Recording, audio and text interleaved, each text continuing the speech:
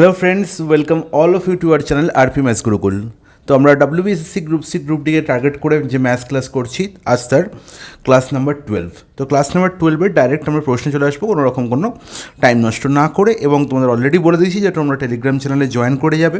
তোমরা অনেকে আমাকে জিজ্ঞাসা করছো যে টেলিগ্রাম চ্যানেলটার লিঙ্ক দিন স্যার। আমি বলে দিচ্ছি তোমাদের টেলিগ্রামে গিয়ে just RP maths Gurukul type করবে। টেলিগ্রামের লিঙ্ক প্রত্যেক ভিডিওর সঙ্গে ডেসক্রিপশানে দেওয়া থাকে। ওকে, তো আরপি ম্যাথস গুরুকুল টাইপ করলেই তোমরা পেয়ে যাবে এবং তার সঙ্গে তোমরা এখন আমাদের মেন যে কন্টেন্ট, সব কন্টেন্টগুলো তোমরা আমাদের অ্যাপে পাবে। আমরা আমাদের অ্যাপে সুইচ করে গেছি। আমাদের অ্যাপের নাম আরপি ম্যাথস গুরুকুল এবং অ্যাপ ডাউনলোড লিঙ্কও তোমাদের ডেসক্রিপশানে দেওয়া থাকবে। সেখান থেকে তোমরা অ্যাপ ডাউনলোড লিঙ্ক পেয়ে যাবে বা টেলিগ্রাম থেকেও পেয়ে যাবে। ওকে, চলে আসি ডাইরেক্ট প্রশ্নে। আমাদের সিলেবাস তোমাদের জানাই, তোমাদের সিলেবাস বলাই হয়েছে। সিলেবাসকে টার্গেট করি আমরা প্রত্যেকটা টপিক থেকে 2টি করে প্রশ্ন সলভ করছি এবং তার সঙ্গে হোমওয়ার্কও রাখছি। ওকে, তো দেখি 12 নম্বর সেটের প্রথম প্রশ্ন কি। দেখো, প্রথম প্রশ্ন কি বলা আছে, দারুণ একটা কনসেপ্ট। 6 অঙ্কের কোন বৃহত্তম সংখ্যাকে 5, 7, 12 ও 15 দ্বারা ভাগ করলে যথাক্রমে 3, 5, 10 ও 13 অবশিষ্ট থাকবে। তো এই ধরনের প্রশ্ন করতে গিয়ে তোমাদের অনেক রকমের কথা মাথায় রাখতে হয়, যে আমাদের আগে এলসিএম করতে হবে, তারপর আমাদের কমন ডিফারেন্স বের করতে হবে, তারপর ফালানা রিনকা অনেক কিছু। ওসব কিচ্ছু করতে হবে না, ওসব দিন শেষ। ঠিক আছে, তোমরা কি ভাববে, দেখো ভাবনা চিন্তাটা কীরকম রাখবে। 6 অঙ্কের বৃহত্তম সংখ্যা, এটার দিকে আমার ধ্যান দিতেই হবে না, কারণ আলটিমেট 4টে যে অপশান, এই 4টে অপশানের মধ্যে যে কোনো একটা আনসার হবে এবং প্রত্যেকটাই 6 অঙ্কের বৃহত্তম সংখ্যার কাছাকাছি। ওকে, এবার আমায় দেখতে হবে যে কনসেপ্ট কি না, 5, 7, 12 ও 15 দ্বারা ভাগ করলে সংখ্যাটাকে 3, 5, 10 ও 13 অবশেষ থাকবে। তাহলে আমি যে কোনো একটা সংখ্যাকে পিক করব, আমি ধরবো সবসময় পিক করব 5কে আগে। তাহলে সংখ্যাটা যেটা আমার আনসার, সেটাকে কি করতে হবে, 5 দিয়ে ভাগ করতে হবে। আর 5 দিয়ে ভাগ করলে কি থাকবে না, 3 অবশেষ থাকবে। হ্যাঁ কি না, 5 দিয়ে ভাগ করলে 3 অবশেষ থাকবে। তাহলে যদি আনসার থেকে আমি 3 বিয়োগ করে দিই, যদি আমি আনসার থেকে 3 বিয়োগ করে দিই, তাহলে সেটা 5 দিয়ে কী হবে, পুরোপুরি ভাগ চলে যাবে। বলবো একদম ঠিক, কোনো অসুবিধা নেই। তাহলে এটাই হচ্ছে কনসেপ্ট। ওকে, তাহলে দেখো আমি দেখতে পাচ্ছি 4টে অপশানের প্রথম অপশান হচ্ছে 999,590। 999,590 থেকে যদি 3 আমি বিয়োগ করে দিই আগেই, তাহলে এর ইউনিট ডিজিট তো হয়ে যাবে 7। তাহলে 7 ইউনিট ডিজিট থাকলে সেটা তো 5 দিয়ে কখনোই ভাগ যায় না। সিমিলারলি অপশান সি, এখানেও ইউনিট ডিজিট 0, এখান থেকে 3 বিয়োগ করলে কী হয়ে যাবে, সেটা আলটিমেট 5 দিয়ে কি ভাগ যাবে, ভাগ যাবে না। বা আমি এরকম বলতে পারি যে যার ইউনিট ডিজিট 0 আছে সেটা 5 দিয়ে পুরোপুরি ভাগ যাবে। তাহলে সেটা 5 দিয়ে ভাগ করলে 3 অবশেষ কী করে দেবে, তাহলে সেটা সম্ভব নয়। তার মানে অপশান এ এবং অপশান সি প্রথমেই হয়ে গেল কি, অমিট হয়ে গেল। Is it clear? বলো জলের মতো পরিষ্কার, কোনো অসুবিধা নেই। এবার দেখো বি আর ডি নিয়ে ভাবি। বি আর ডি এর বি অপশানে দেখতে পাচ্ছি ইউনিট ডিজিট কী আছে, 8 আছে, এবং সেখান থেকে 3 বিয়োগ করলে আমি ইউনিট ডিজিট কী পাবো, 5 পাবো। এবং অবশ্যই ইউনিট ডিজিট 5 হলে সংখ্যাটা 5 দিয়ে পুরোপুরি ভাগ যায়, তাহলে এটা আনসার হতে পারে। অপশান ডিতে দেখো কী আছে, ইউনিট ডিজিট 4 আছে এবং এখান থেকে 3 বিয়োগ করলে আমি ইউনিট ডিজিট কী পাবো, 1 পাবো। তাহলে কখনোই 1 ইউনিট ডিজিট থাকলে সেই সংখ্যাটা 5 দিয়ে পুরোপুরি ভাগ যায় না। তার মানে অপশান ডিও ক্যান্সেল আউট হয়ে গেল। আমি একদম আমার উত্তরে পৌঁছে গেলাম। অপশান বি হয়ে গেল কারেক্ট আনসার। সেকেন্ড লাগবে 10 সেকেন্ড বা 5 সেকেন্ড লাগবে এটুকু জিনিস করতে, তো এটার জন্য অঙ্ক করার দরকার নেই। তো এই টাইপটা একটু ভালো করে শিখে নাও এবং এই টাইপটা একটু খাতায় নোট ডাউন করে রাখো। খুব একটা ইম্পর্ট্যান্ট টাইপ এই সিএমের, এবং এই টাইপ আরও অনেকগুলো আমি সলভ করাবো প্রত্যেকটা ক্লাসে। ওকে, দেখো এরপরে চলে যাচ্ছি আমি নেক্সট প্রশ্নে। বলছে কোন বৃহত্তম সংখ্যা দ্বারা 653, 869 এবং 1229কে ভাগ করলে সর্বক্ষেত্রে সমান অবশিষ্ট থাকবে। যখনই এই কথাটা শুনতে পাবো যে সর্বক্ষেত্রে সমান অবশিষ্ট থাকবে, তখন আমার অ্যাপ্রোচ হবে এরকম। 3টে সংখ্যা দেওয়া আছে, 653, 869 আর হচ্ছে 1229। আমি কি করব, প্রত্যেকটার সংখ্যার সঙ্গে প্রত্যেকের সংখ্যার ডিফারেন্স নির্ণয় করব। ফার্স্ট আমি 653 আর 869 মধ্যে ডিফারেন্স নির্ণয় করব। কত দেখতে পাচ্ছি, 3 থেকে 9 6, 5 থেকে 6 1, আর এখানে হচ্ছে 2, তারপর 216 দেখতে পাচ্ছি। 653 আর 129 মধ্যে ডিফারেন্স কত, 653 আর 129 মধ্যে ডিফারেন্স আমি নির্ণয় করতে পারবো। আর 869 আর 1229, সরি 653 আর 1229 ডিফারেন্স আর 869 আর 1229 ডিফারেন্স আমার নির্ণয় করতে হবে। ঠিক আছে, তাহলে দেখি 1229 আর 869 ডিফারেন্স আগে দেখে নিই কত হচ্ছে। এখানে হচ্ছে 0, এখানে হচ্ছে 6, আর এখানে হচ্ছে কত না হচ্ছে আমার দাদা 3, তাই তো? একদম ঠিক, একদম ঠিক, কোনো অসুবিধা নেই। 360, এখানেও দেখতে পাচ্ছি 3 থেকে 9 6, আর 5 থেকে 12 হচ্ছে 7, আর এখন হচ্ছে 576। তাহলে এবার এই যে ডিফারেন্সগুলো পেলাম, এই ডিফারেন্সগুলোর এইচসিএফই হবে আমার কারেক্ট আনসার। তাহলে আমার আনসার কী হবে? Answer will be HCF of 216, 360 and 576। এবার বলো এদের এইচসিএফ আমার নির্ণয় করার দরকার নেই। এইচসিএফ হচ্ছে সবথেকে বড় সংখ্যা, যেটা কী করবে? 216কেও ভাগ করবে, 360কেও ভাগ করবে, 576কেও ভাগ করবে। এবার দেখতে পাচ্ছ যে 216কে 36 ভাগ করে, 54 ভাগ করে, কিন্তু 360কে কি 54 ভাগ করে? 360কে 54 ভাগ করে না বাবা। তার মানে 360কে 54 কী করে ভাগ করে না? দেখো 54 যখন আমি 360/54 করবো, তুমি বুঝে যাবে। তাহলে 54 মানে হচ্ছে 6 9 54। তাহলে আমি যদি 6 দিয়ে রুট করি, এখানে পড়ে থাকছে 60 আর এখানে পড়ে থাকছে 9। তাহলে 9 কি 60কে পুরোপুরি কাটবে না। তার মানে কখনোই এটা 54 দিয়ে পুরোপুরি ভাগ যাবে না। তাহলে বুঝে গেলাম যে 54 আনসার হতে পারে না। তাহলে 54 যখন আনসার হতে পারে না, তখন 108ও আনসার হতে পারে না। তাহলে বি আর ডি অপশান ক্যান্সেল আউট হয়ে গেল। পড়ে রইল এ আর সি এর মধ্যে, আইদার এ অথবা সি হবে আনসার। 36-এর 2 গুণ হচ্ছে 72। তাহলে দেখতে পাচ্ছি 72 দিয়ে আগে চেক করি, 216কে 72 কি পুরোপুরি ক্যান্সেল আউট করে? একদম। 3 দিয়ে 3 2 6, 3 7 21, 360, 72, 5 360, 576, 8 2 16, 8 7 56, 57, একদম। তার মানে 72 সেই সংখ্যা, যে সংখ্যা 216কেও পুরোপুরি ভাগ করে, 360কেও পুরোপুরি ভাগ করে এবং 576কেও পুরোপুরি ভাগ করে। অপশান সি হয়ে গেল কারেক্ট আনসার। ওকে, চলে যাই নেক্সট প্রশ্ন। Question number 3, 8 to the power 2/3 আছে। দারুণ একটা সিম্পলিফিকেশনের প্রশ্ন। Plus 16 to the power plus না মাইনাস 16 টু দি পাওয়ার 1/4 আর প্লাস 9 টু দি পাওয়ার 1/2। আচ্ছা, দেখে মনে হচ্ছে বাবা এর আনসার কী করে এরকম হতে পারে। সূচকের নিয়ম অনুযায়ী কী বলে? 8কে আমি কী বলতে পারি? 2 কিউব বলতে পারি। তার পাওয়ার হচ্ছে কি 2/3। 16কে আমি কী বলতে পারি?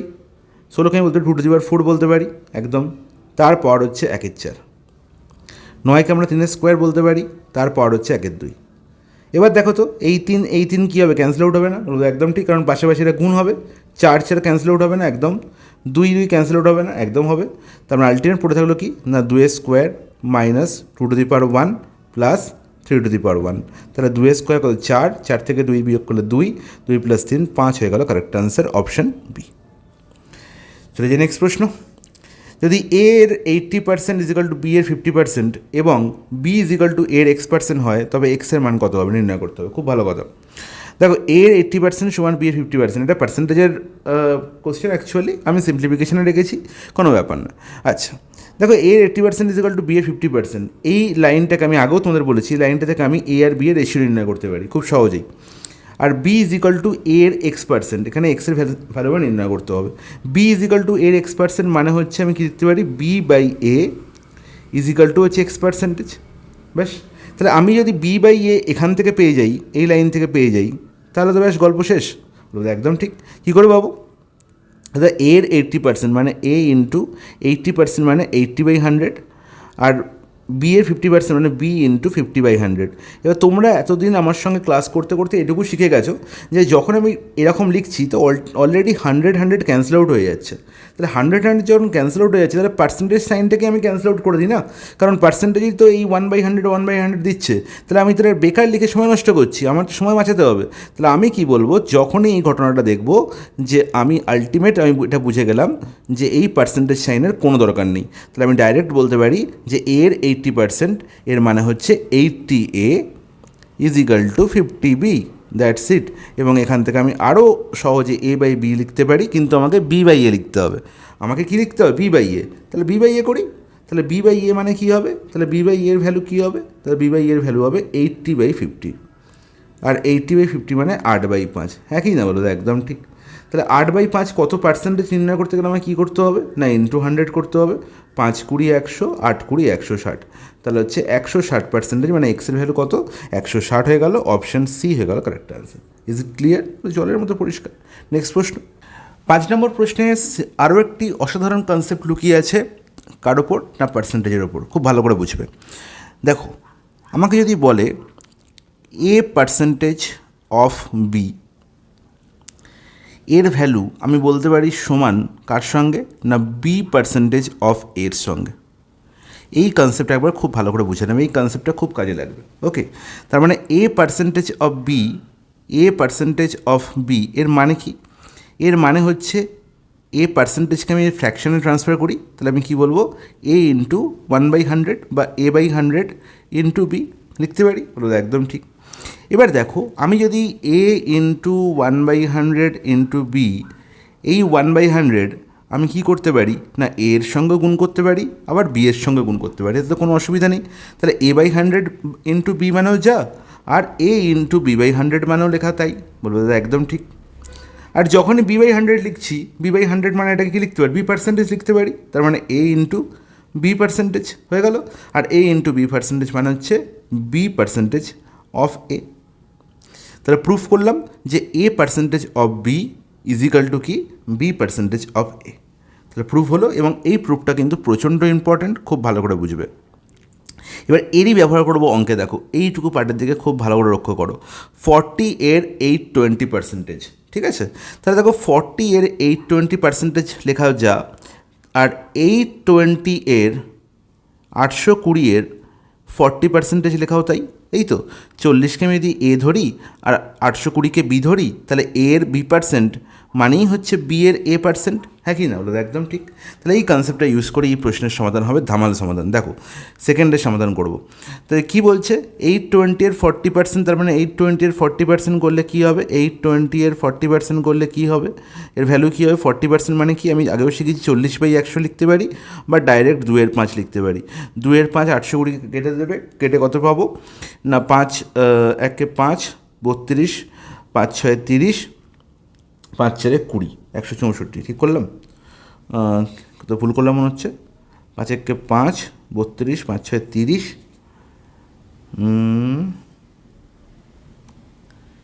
5 6 30, 20, 5 4 20, একদম ঠিক করেছি, একদম। তাহলে 164কে 2 দিয়ে গুণ করলে কত হচ্ছে দাদা, 2 4 8, 2 6 12, 2 2 1 2 6 12, 2 আর 2 1 2 এর আগে 3, হ্যাঁ কি না, হলো একদম ঠিক। তাহলে 328 থেকে 28 বিয়োগ করলে কত পাবো দাদা, 300 পাবো, হ্যাঁ কি না? তাহলে আলটিমেটলি পুরো ব্র্যাকেটটার কাজ হয়ে গেল, যেটা কত বললো, 300%। তাহলে আমি পেলাম কি, না 600 এর 300% এর 30%। বলো 300% মানে ডাইরেক্ট আমি বলতে পারি 300/100 মানে 3 গুণ, তাহলে 600 এর 3 গুণ মানে 600 ইন্টু 3, আর এর 30% মানে 30/100। বলো তাহলে এখানে 100, এখানে 600 মানে 6, 6 3 18, 18 3 কত 54, মানে 540। কোথায় আছে, অপশানে। অপশানই হচ্ছে কারেক্ট আনসার। বোঝা গেল কত সহজেই প্রশ্নের সমাধান করা যাবে, শুধু এই কনসেপ্ট মাথায় রাখলে বলো একদম ঠিক, কোনো অসুবিধা নেই। নেক্সট প্রশ্ন, 16:25 সাব ডুপ্লিকেট অনুপাত নির্ণয় করতে হবে। সাব ডুপ্লিকেট অনুপাত মনে রাখবে যে কোনো একটা অনুপাত, আমরা জিডির ক্লাস স্টার্ট করেছি এবং জিডির ক্লাসের রেশিও প্রপোর্শন চ্যাপ্টারে এই জিনিসটা আমি খুব ভালো করে বুঝিয়েছি, যারা দেখোনি তারা এক্ষুনি দেখে নাও। এবং সেখানে সাব ডুপ্লিকেট অনুপাত বলতে আমি কী বুঝিয়েছি, যদি একটা অনুপাত A:B বলা থাকে, এর ডুপ্লিকেট অনুপাত হচ্ছে, ডুপ্লিকেট এর কী অনুপাত, ডুপ্লিকেট অনুপাত হচ্ছে, ডুপ্লিকেট অনুপাত হচ্ছে জাস্ট A² ওকে। আর এরই সাব ডুপ্লিকেট অনুপাত কী হবে, সাব ডুপ্লিকেট অনুপাত কী হবে, অর্থাৎ সাব ডুপ্লিকেট অনুপাত হয়ে যাবে √A:√B, ঠিক আছে? √A:√B মানে প্রত্যেকটা পদকে আমি কী করে দেবো, বর্গমূল করে দেবো, ব্যাস তার রেশিও নেবো, তাহলে পেয়ে যাবো সাব ডুপ্লিকেট রেশিও। তাহলে এবার বলো 16 এর বর্গমূল করলে কী পাবো, √16 তাহলে পেয়ে গেলাম সাব ডুপ্লিকেট রেশিও কার, 16:25। তাহলে √16 মানে হচ্ছে কত 4, আর √25 মানে হচ্ছে 5, তাহলে 4:5 হবে কারেক্ট আনসার অপশানে। ইজ ইট ক্লিয়ার, বলো জলের মধ্যে পরিষ্কার। সিমিলারলি 3:5 এর ট্রিপ্লিকেট রেশিও, যদি A:B একটা রেশিও থাকে, এর ট্রিপ্লিকেট রেশিও হবে, এর ট্রিপ্লিকেট রেশিও হবে প্রত্যেকটা পদের আমি কিউব করে দেবো, তাহলে A এর কিউব করলে A3, B এর কিউব করলে B3, এর রেশিও হয়ে যাবে ট্রিপ্লিকেট রেশিও। তাহলে বোঝা গেল। তাহলে এবার বলো, তাহলে এখানে A কে 3, B কে 5, তাহলে 3 এর কিউব করলে 27, আর 5 এর কিউব করলে 125 হয়ে যাবে আমার এদের ট্রিপ্লিকেট রেশিও। তাহলে 27:27 27:125 হয়ে যাবে কারেক্ট অ্যান্সার। তাহলে বোঝা গেল এতটাই ইজি, শুধু আমাকে কনসেপ্ট মাথায় রাখতে হবে ট্রিপ্লিকেট রেশিও বলতে কী বোঝায়। ওকে, দ্যাটস ইট। নেক্সট প্রশ্ন, একটি সমানুপাতের প্রথম, দ্বিতীয় এবং তৃতীয় পদগুলো যথাক্রমে 24, 32 এবং 48 হলে চতুর্থ পদটি নির্ণয় করতে হবে। আমি তোমাদের সবাইকে বলেছি, বারবার বলছি যে A:B সমানুপাতিক যদি C:D হয়, এখানে প্রথম সমানুপাতি হচ্ছে A, B হচ্ছে সেকেন্ড, C থার্ড, D হচ্ছে fourth. A first, A second, A third, আর A হচ্ছে ফোর্থ। সবসময় মনে রাখবো যে একদম এন্ডে যে দুই ব্যক্তি বসে আছে মানে A আর D এদের গুণফল, মিডলে যে দুই ব্যক্তি বসে আছে B আর C দের গুণফলের সঙ্গে সমান। তাহলে A × D = B × C, ব্যাস এটুকু মাথায় রাখলেই হবে। তাহলে A এর ভ্যালু কত? 24 প্রথম সমানুপাতি, D এর ভ্যালু নির্ণয় করতে হবে লাস্ট সমানুপাতি, ফোর্থ সমানুপাতি। 32 আর 48 পেয়ে গেছি B আর C। তাহলে 24 × 48, তাহলে D এর ভ্যালু কত হলো? 32 × 64। কোথায় আছে? অপশান নিতে। চলে যাই পরের প্রশ্ন। বলছে A এবং B একটি কাজ যথাক্রমে 8 দিনে করতে পারে, B এবং C একই কাজ 12 দিনে করতে পারে। তাহলে খুব ভালো কথা, তাহলে আমাকে যেটুকু ইনফরমেশন দিয়েছে সেটুকু লিখে ফেলি। A এবং B একটি কাজ 8 দিনে করছে, B এবং C সেই একই কাজ করছে 12 দিনে। খুব ভালো কথা। A, B এবং C একসাথে এটি 6 দিনে শেষ করতে পারে। বাহ, তাহলে A, B, C একসঙ্গে করছে 6 দিনে। বলেছে A এবং C একসাথে কাজটা কতদিনে করবে। খুব ভালো কথা। তাহলে দেখতে পাচ্ছি এদের এলসিএম হয়ে যাবে আমার কি? Total work. এলসিএম কত না? 12, 8, 6 এলসিএম হচ্ছে আমি বলতে পারি 24। হ্যাঁ কি না বলো? তাহলে 24 টোটাল ওয়ার্ক। তাহলে A আর B এর মিলিত এফিসিয়েন্সি কত হলো? দ্বারা A আর B এর মিলিত এফিসিয়েন্সি হয়ে গেলো 24/8, 3। 24/12 2 হয়ে গেল B আর C এর মিলিত এফিসিয়েন্সি। আর ABC এর মিলিত এফিসিয়েন্সি কত হয়ে গেল? 24/6, 4। আমাকে নির্ণয় করতে হবে A এবং C একসাথে কাজটা কতদিনে করছে। হ্যাঁ কি না বলো? একদম ঠিক। তাহলে যদি দেখতে পাচ্ছি যে A, B, C এর মিলিত এফিসিয়েন্সি 4 হয়, আর A, B আর C এর মিলিত এফিসিয়েন্সি কত হয়? 2 হয়, তাহলে সেখান থেকে আমি বলতে পারি যে A এর এফিসিয়েন্সি কত হবে? দাদা A + B + C থেকে B + C বিয়োগ করলে A পাওয়া যায়, তার মানে 4 - 2 হয়ে যাবে A এর এফিসিয়েন্সি, মানে 2 এফিসিয়েন্সি পেয়ে গেলাম। বলো একদম ঠিক। এবারে যখন আমি A এর এফিসিয়েন্সি পেয়ে গেছি, এবার নির্ণয় করতে হবে সি এর এফিসিয়েন্সি। আর তাহলে সি এর এফিসিয়েন্সি কোথা থেকে পাবো? দেখো A + B হচ্ছে 3, মানে A আর B এর মিলিত এফিসিয়েন্সি হচ্ছে 3, আর A, B, C এর মিলিত এফিসিয়েন্সি হচ্ছে 4। তাহলে বলো এখান থেকে যদি আমি A + B + C থেকে যদি A + B বিয়োগ করে দিই, তাহলেই পেয়ে যাবো সি। তার মানে পেয়ে যাব 4 - 3, 1 হয়ে যাবে সি এর এফিসিয়েন্সি। তাহলে 2 + 1 মিলিত এফিসিয়েন্সি কত হলো?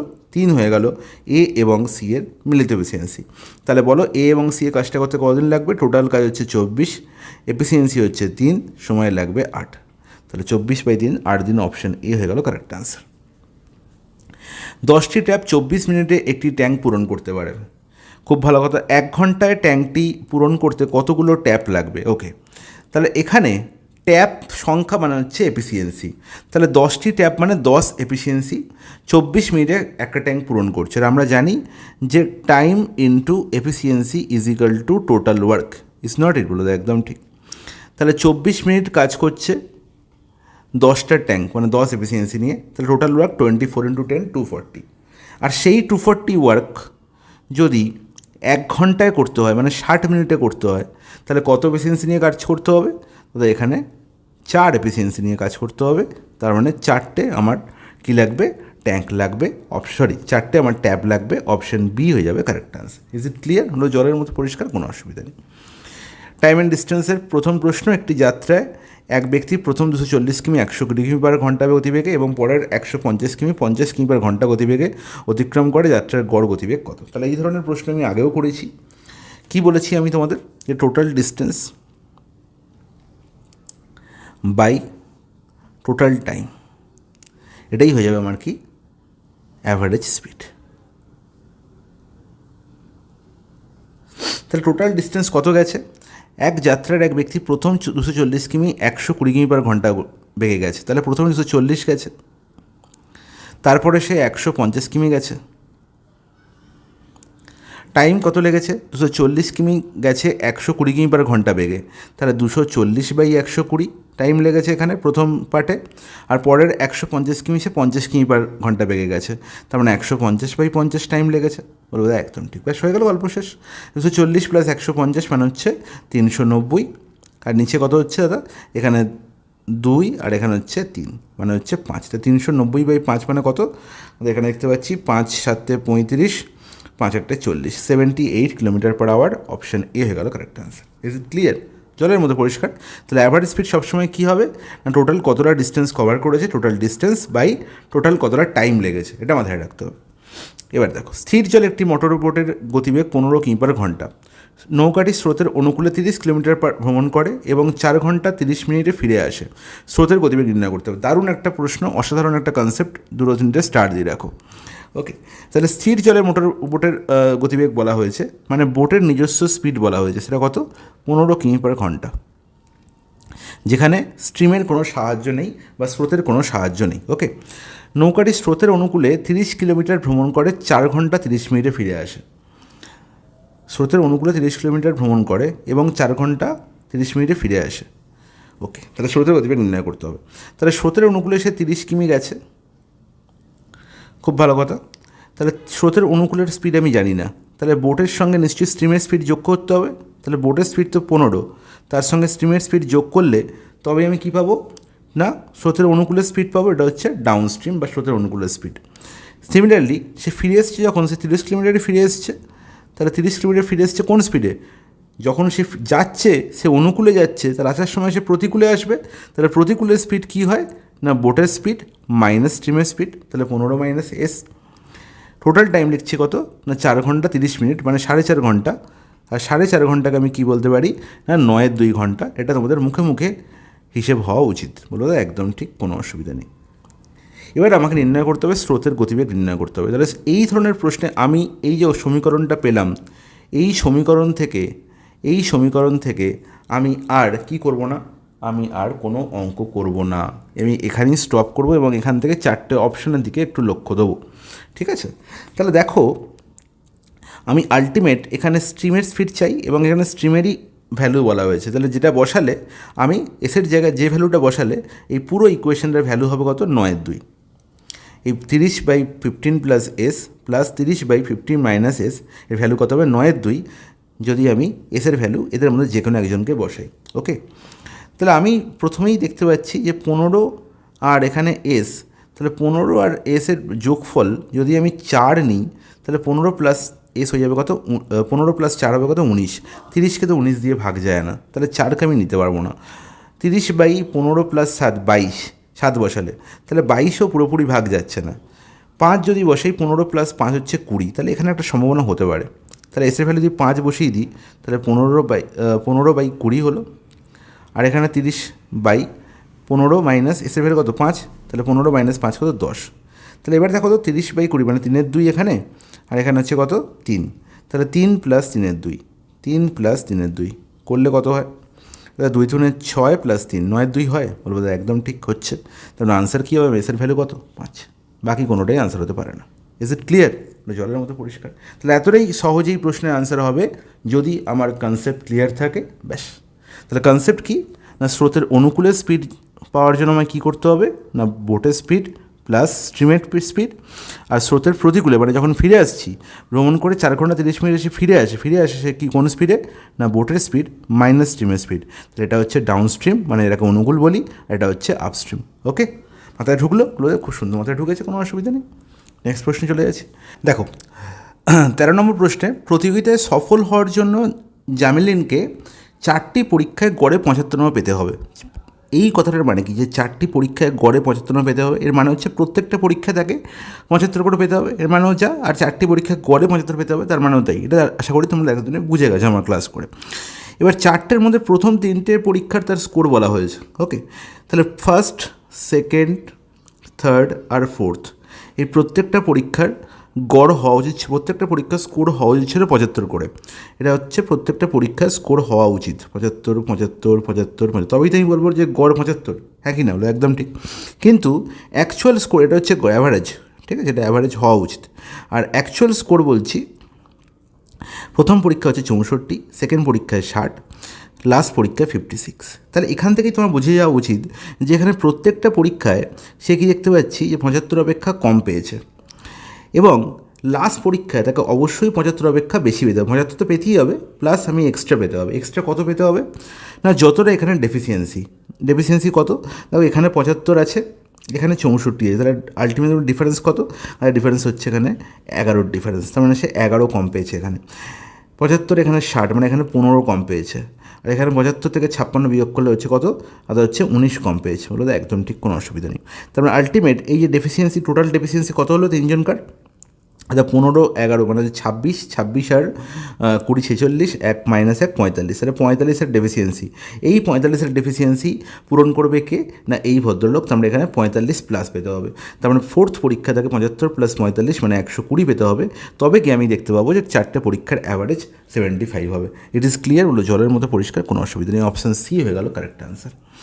নেক্সট প্রশ্ন, রাষ্ট্রীয় পর্যায়ের ক্রিকেট দলের 11 জন খেলোয়াড়ের গড় ওজন হচ্ছে 117 কেজি। কোচ যুক্ত হলে গড় ওজন 1 কেজি বাড়ে, কোচের ওজন কত ছিল? তো এই কনসেপ্টের প্রশ্ন আমি আগেও করেছি, এটা কি তোমাদের হোমওয়ার্ক দিয়ে দেবো বলো? হ্যাঁ, হোমওয়ার্ক দিয়ে দিলে আমরা করে ফেলবো, কোনো অসুবিধা নেই। ঠিক আছে, তাহলে কনসেপ্ট দিয়ে কিন্তু আনসার করবে, এবং কনসেপ্ট আমাকে কমেন্টে বলবে যে কনসেপ্ট কী, কোনোভাবেই কিন্তু গুণ করে করা যাবে না। ওকে, চলো নেক্সট প্রশ্নে চলে যাই। কোশ্চেন নাম্বার 15, দারুণ একটা প্রশ্ন। পার্সেন্টেজের একটি সংখ্যার 80%, 75%, 66.67%, 25% ভ্যালু যদি 6377 হয়, তাহলে সেই সংখ্যার 40% নির্ণয় করতে হবে। ওকে, এখানে এই প্রশ্নে দুটো জিনিস আমি তোমাদের দেখাবো। একটা হচ্ছে আমি ডিজিটাল সাম ইউজ করব, কনসেপ্ট বোঝাবো, তার সঙ্গে পার্সেন্টেজ টু ফ্র্যাকশন আমাকে মনে রাখতে হবে, তবেই এই প্রশ্ন তাড়াতাড়ি হবে। আমি তোমাদের কি বলেছি যে 20% ইজিক্যাল টু কত, দাদা 1/5, এটা তোমাদের বেস মনে রাখতে বলেছি। তাহলে 20% থেকে 80% যেতে গেলে আমাকে কত গুণ করতে হচ্ছে, 4 গুণ করতে হচ্ছে। তাহলে এখানেও ভগ্নাংশ 4 গুণ করলে কী যাবে, 4/5 হয়ে যাবে। বলে তো একদম ঠিক। তাহলে একটি সংখ্যার 80%, তাহলে সংখ্যাটি যদি আমি এন ধরি, তার 80% মানে তার 4/5, হ্যাঁ কি না, বলে একদম ঠিক। এর 75%, অর্থাৎ 25% মানে হচ্ছে কত, 1/4, তাহলে 75% কত হবে, 3/4, একদম ঠিক। এবার দেখো 66.67%, এটা যে স্পেশাল একটা পার্সেন্টেজ, যার ফ্র্যাকশন ভ্যালু তোমাকে মনে রাখতে হবে, খুব ভালো করে মনে রাখবে যে 66.2 অর 66.67%, এই দুটোই একই গল্প।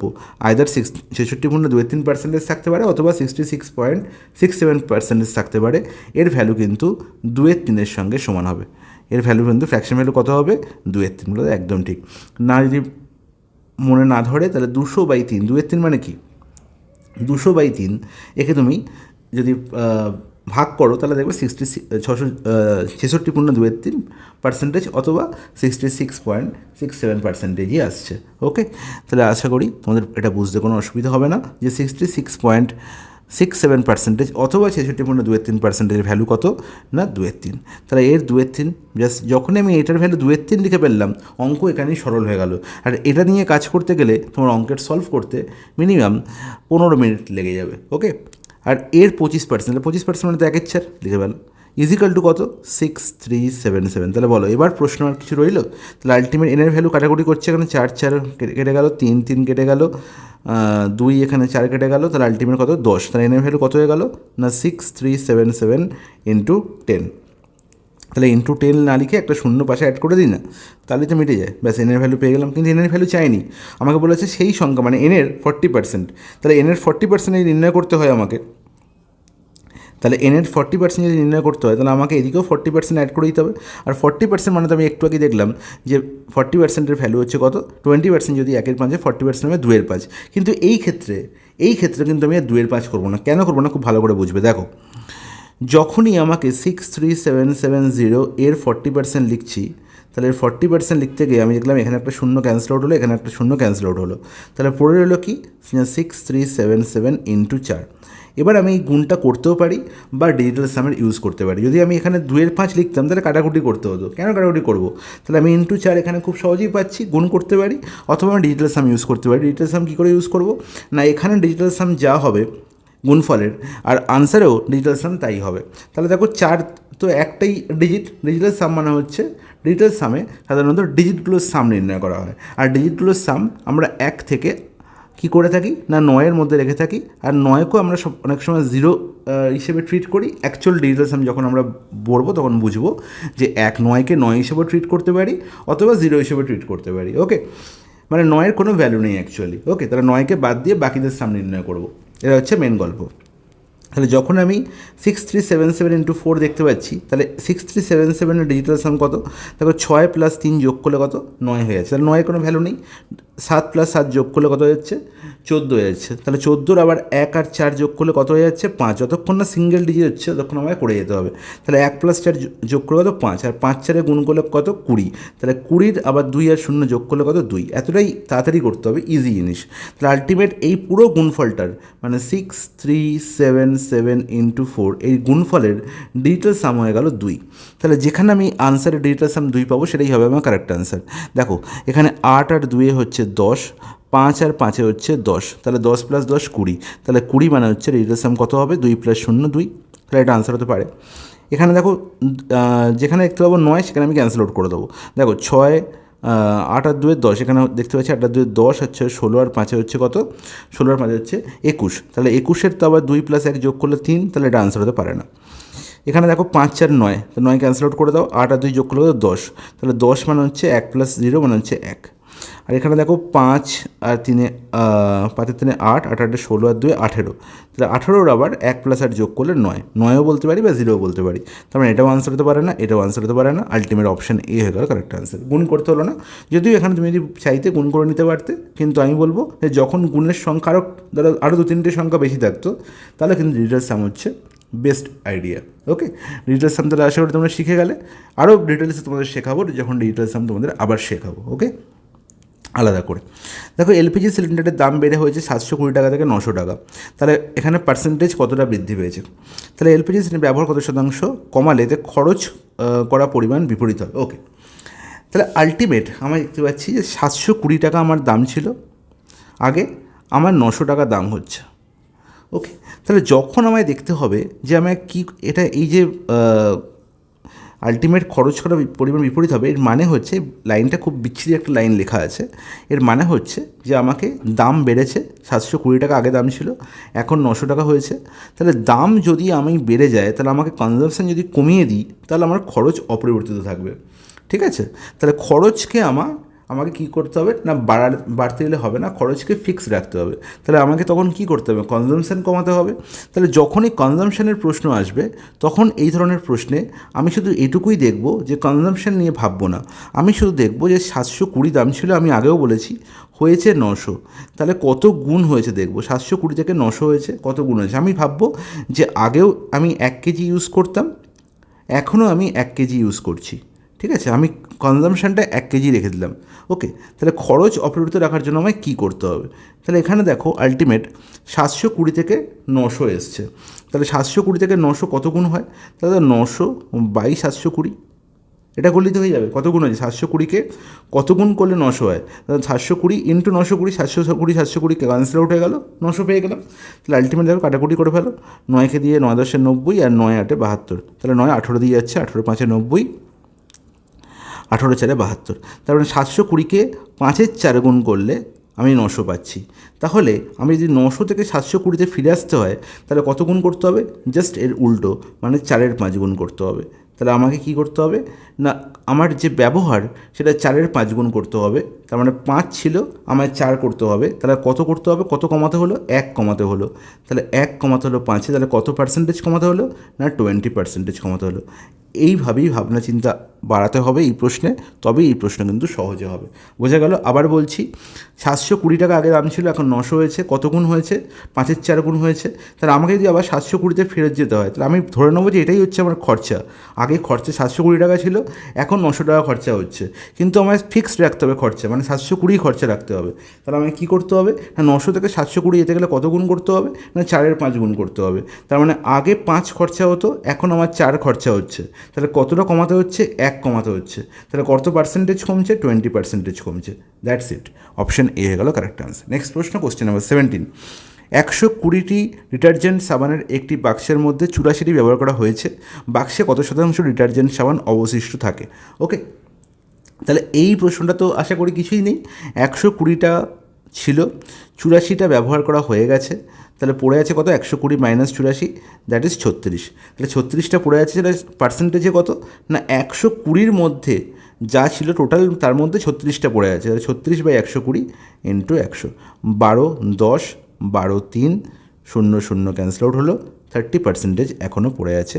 অপশান সি হয়ে গেল কারেক্ট অ্যান্সার। চলে যাই নেক্সট প্রশ্নে, কোশ্চেন নাম্বার 18। একটি বইয়ের মুদ্রিত মূল্য 5,400 টাকা, একজন বই বিক্রেতা এটিতে 10% ছাড় দেন।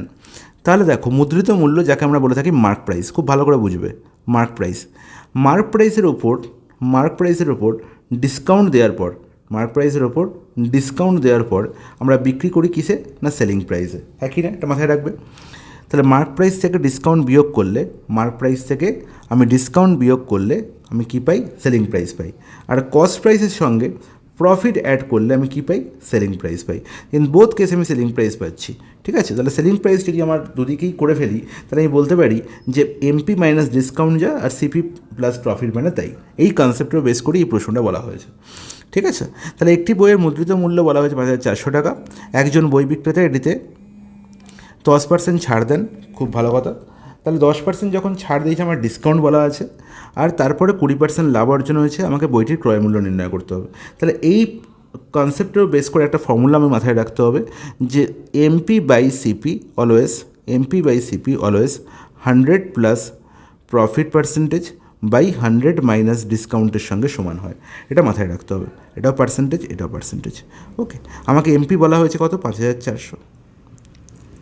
সিপি আমাকে বলা হয়নি, সিপি বার করতে হবে। প্রফিট বলা হয়েছে কত, 20%, মানে উপরে 120, আর ডিসকাউন্ট কত, 10%, মানে 100 মাইনাস 10 হচ্ছে 90। দ্যাটস ইট, কাটাকুটি করে ফেলো। 3 দিয়ে 3 4 12, আর এখানে হচ্ছে 3 3 9।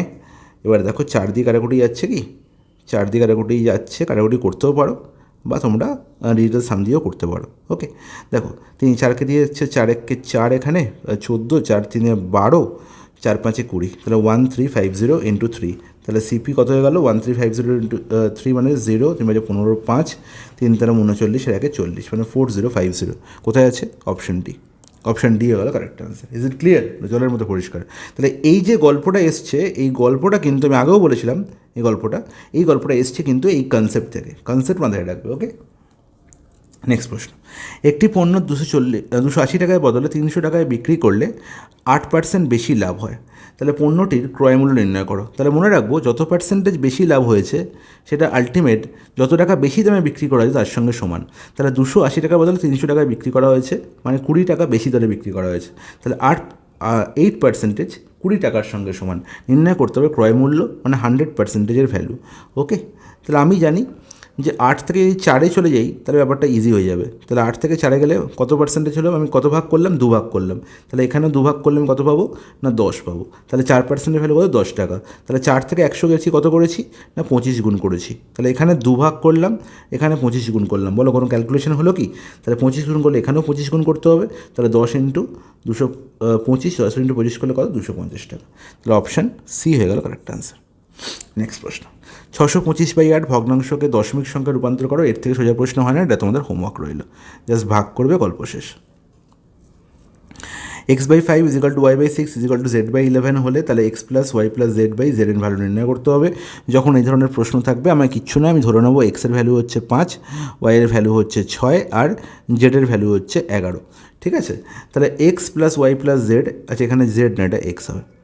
আমার নির্ণয় করতে হবে কার value, x + y + z by z এর ভ্যালু। ওকে, তাহলে x এর ভ্যালু কত, 5, 6 + 11, তাহলে যোগ করলে কত হচ্ছে, 6 আর 5 11 + 11 22, 22/2 মানে হচ্ছে কত, z কত, z হচ্ছে 11, 2 নয়, ভেরি সরি। তাহলে 22/11 মানে হচ্ছে 2 হয়ে যাবে correct answer, option C. Is it clear? বলো একদম ক্লিয়ার। এই প্রশ্নটা যে একটা টুইস্ট আছে, যদি x + y + z আর নিচে কোনো সংখ্যা থাকতো 3 4 5, তাহলে কিন্তু আমি x এর ভ্যালু আর এই 5 6 11 বসাতে পারতাম না। কেন বসাতে পারতাম না? কারণ আমরা ছোটোবেলায় শিখেছিলাম যে x/5 = y/6 z/11 থাকলে এখানে একটা = k লিখে নিতে হয়। তাহলে x এর value ultimate 5k, y value 6k আর z এর ভ্যালু হচ্ছে 11k। তাহলে যখন আমি x + y + z এর ভ্যালু বসাচ্ছি, ওপরে কী হচ্ছে না 5 + 6 11 + 11 22k, আর নিচে আবার z আছে, তাহলে z এর মধ্যে আরেকটা k আছে, দ্যাট ইজ 11k। তাহলে এই k ক্যান্সেল আউট হয়ে যাচ্ছে, পড়ে থাকছে 2। কিন্তু যখন আমি নিচে সংখ্যা থাকবে তখন তো আর k ক্যান্সেল আউট হবে না, তাই আমার এখানে সংখ্যা থাকলে প্রশ্নটা কিন্তু তখন গল্প হয়ে যাবে। জেলের জায়গায় 2 থাকতো তাহলে কিন্তু প্রশ্ন আনসার করতে পারতাম না। ওকে, ইজ ইট ক্লিয়ার? হলো জলের মধ্যে পরিষ্কার, কোনো অসুবিধা নেই। নেক্সট প্রশ্ন, কোশ্চেন নাম্বার 22, দারুণ একটা প্রশ্ন। যদিও কম্পাউন্ড ইন্টারেস্ট নেই আমাদের সিলেবাসে, কিন্তু বলা যায় না কম্পাউন্ড ইন্টারেস্টের উপর কোনো প্রশ্ন আসতেও পারে, ঠিক আছে? তো পরীক্ষক সাধারণত এখন সিলেবাসকে খুব একটা বেশি দেখে না, এবং কম্পাউন্ড ইন্টারেস্টের বেসিক প্রশ্নগুলো তোমরা একবার দেখে যাবে। দেখো, এটা খুব বেসিক প্রশ্ন যে বার্ষিক 10% চক্রবৃদ্ধি সুদের হারে 18,300 টাকা 2 বছরের সুদে আসলে কত হবে? এই সেম প্রশ্ন আরও একটা কোশ্চেনের ওপর হতে পারে, সেটা হচ্ছে কোনো একটা জায়গার পপুলেশন যদি প্রত্যেক বছর 10% করে বাড়ে, প্রত্যেক বছর 10% করে বাড়ে, তাহলে 2 বছর পরে গিয়ে পপুলেশন কত হবে? একই কনসেপ্ট, ঠিক আছে? আচ্ছা, দেখো আমাকে বলো যে 10% এর ফ্র্যাকশন ভ্যালু কী? 10%-এর ফ্র্যাকশন ভ্যালু কী? 10%-এর ফ্র্যাকশন ভ্যালু হচ্ছে 1/10, 10/100। মানে 10 টাকা যদি আমার প্রিন্সিপাল হয়, তাতে আমি 1 বছরে 1 টাকা ইন্টারেস্ট পাই। তাহলে 1 বছর পরে গিয়ে টাকাটা 10 + 1 11 হয়ে যায়। তাহলে 11 টাকাটা কি অ্যামাউন্ট? বলো তো, একদম ঠিক। তাহলে যখনই আমি কম্পাউন্ড ইন্টারেস্ট দেখছি বা পপুলেশনের গল্প দেখছি, তার মানে বলতে পারছি যে টাকাটা যেটাকে আমি ব্যাংকে রেখেছিলাম, মানে আসলটা, মানে প্রিন্সিপাল, ঠিক আছে, সেটা প্রত্যেক বছর আমার কি হচ্ছে না 11 10 গুণ হচ্ছে। তারপরে গিয়ে আমি কী পাচ্ছি? অ্যামাউন্ট পাচ্ছি, এটা 1 বছর পরে, আফটার 1 ইয়ার। আবার পরের বছর আগের বছর টাকার উপর, মানে আগের বছর 1 বছর পরে যেটা অ্যামাউন্ট ছিল, এটা 1 বছরের অ্যামাউন্ট, তার ওপর আবার 11 10 গুণ হচ্ছে, এবং তারপরে আমি লাস্ট সেকেন্ড ইয়ারে গিয়ে আবার একটা টাকা পাচ্ছি, সেটা হচ্ছে 2 বছর পরে অ্যামাউন্ট। এই কনসেপ্টটা মাথায় রাখতে হবে, এই কনসেপ্টের উপর বেস করেই কিন্তু প্রশ্নটা বানানো হয়েছে। তাহলে দেখো, ওখানে বলা হয়েছে যে পি এর ভ্যালু কত? না, পি এর ভ্যালু হচ্ছে 18,300 টাকা, 18,300 টাকা। তাহলে এই 18,300 টাকা প্রথমে 11 10 গুণ হলো, 11 10 গুণ হলো, এবং 11 10 গুণ হয়ে আমি প্রথম বছর পরে অ্যামাউন্ট পেলাম, কিন্তু আমি বলছি 2 বছর পর সুদে আসলে কত হবে? তাহলে আরও তারপরে বছর আবারও 11 10 গুণ হবে, এবং তারপরে গিয়েই আমি কী পাবো? 2 বছরের পর অ্যামাউন্ট পাবো। তাহলে এটাই হচ্ছে আমার কারেক্ট আনসার। এবার যখন আমি এই ধরনের প্রশ্ন করব, আমি দেখতে পাচ্ছি যে 10, এখানে দুটো শূন্য দুটো ক্যান্সেল আউট হয়ে যাচ্ছে। তাহলে আলটিমেট 183 × 11 × 11। তাহলে আমি এখানে কী করতে পারি? ডিজিটাল সাম ইউজ করতে পারি। ডিজিটাল সাম শিখে গেছি। 8 + 1 9, 9-এর কোনো ভ্যালু নেই, 3 পড়ে রইল। 1 + 1 2, এখানেও 1 + 1 2। তাহলে 3 দুগুণে 6, 6 দুগুণে 12। তাহলে 12-র আবার ডিজিটাল সাম কত? 3। তাহলে আলটিমেট এই গুণফলের ডিজিটাল সাম কত হবে? 3 হবে। তাহলে যেটা আনসার হবে, তাহলে ডিজিটাল সাম কত হবে? 3 হবে। 3 কোথায় আছে? দেখতে পাচ্ছি এখানে 4 + 4 8 আর 1 9, 3 আর 2 5। ওকে, এখানে দেখতে পাচ্ছি 2 আর 2 4 আর 4 8 আর 1 9, এখানে কত দেখতে পাচ্ছি? 3 দেখতে পাচ্ছি। আর দেখে নিই একবার, দেখে নিতে অসুবিধা কোথায়? 3 আর 2 5, 5 আর 3 8 আর 1 9, পড়ে থাকছে 4। 5 আর 2 7, 7 আর 4 5 আর 2 7 আর 1 8, 8 আর 4 12, 12 আর 3 15, 15 মানে হচ্ছে 6। তাহলে আলটিমেট দেখতে পাচ্ছি 6ও হতে পারে না, 4ও হতে পারে না, 5ও হতে পারে না, 3 হবে আমার কারেক্ট আনসার, অপশন বি। ওকে, তাহলে এতটাই সহজেই প্রশ্ন আনসার করা যায় কোনো রকম কোনো গুণ না করে, ডিজিটাল সাম ইউজ করে। এটাই হচ্ছে ডিজিটাল সামের জাদু। ওকে, চলো কোশ্চেন নাম্বার 23, আজকে লাস্ট প্রশ্ন, সিম্পল ইন্টারেস্টের ওপর। 10,000 টাকার বার্ষিক 4% হারে সরল সুদ কত বছরে এত টাকা 4 বছরের বার্ষিক 5% হারে সরল সুদের সমান হবে? তাহলে এখানে আলটিমেট সুদ সমান, এসআই হচ্ছে ইকুয়াল। তাহলে কী বলা হয়েছে? 10,000 টাকা আমার ব্যাংকে রাখলাম, 4% হারে সুদ পাচ্ছি একটা নির্দিষ্ট টাইমের জন্য। যে সুদটা পেলাম সেটা আলটিমেট 8,000 টাকার ওপর 5% হারে 4 বছরের সুদের সঙ্গে সমান। এটাই হচ্ছে মেন গল্প বলেছে। আমি বলেছি এই ধরনের প্রশ্নে তোমরা আগেই ইকুয়াল শূন্যগুলোকে কেটে দেবে। এখানেও 3টে শূন্য, এখানেও 3টে শূন্য, শূন্যের কোনো ভ্যালু নেই। এখান থেকে পার্সেন্টেজ, এখান থেকে পার্সেন্টেজ কেটে দেবে। ঠিক আছে, দেখো এগুলো কেটে চলে যাচ্ছে, উড়ে চলে, দেখো 100 100 কেটে উড়ে চলে গেলো, 3টে শূন্য 3টে শূন্য কেটে উড়ে চলে গেলো। তাহলে এগুলো লেখা তো বেকার, এগুলো ক্যারি করবো না কখনো পরীক্ষায়। তাহলে আলটিমেট 40টি = কত হলো? এখানে 5 × 20 × 8 মানে হচ্ছে 160। হ্যাঁ কি না বলো? একদম ঠিক। তাহলে টি এর ভ্যালু কত? 160/40 মানে 4। তাহলে অপশান সি হয়ে গেল কারেক্ট অ্যান্সার। তাহলে এই হচ্ছে প্রশ্নের ধরন, এবং এইভাবে আমরা সলভ করে যদি পারি তাহলে প্রশ্ন আমাদের কাছে খুব হবে ইজি, এবং পরীক্ষায় আমরা পাবো 100% মার্কস, এবং এটাই হচ্ছে আমাদের টার্গেট। আমরা সেটা অ্যাচিভ করবো অ্যাট এনি কস্ট। ওকে, তো তোমরা ফলো করো এই ধরনের ক্লাসগুলো, অনেক বেশি করে লাইক করো, শেয়ার করো, সাবস্ক্রাইব করো আমাদের চ্যানেল। আর কি চাই?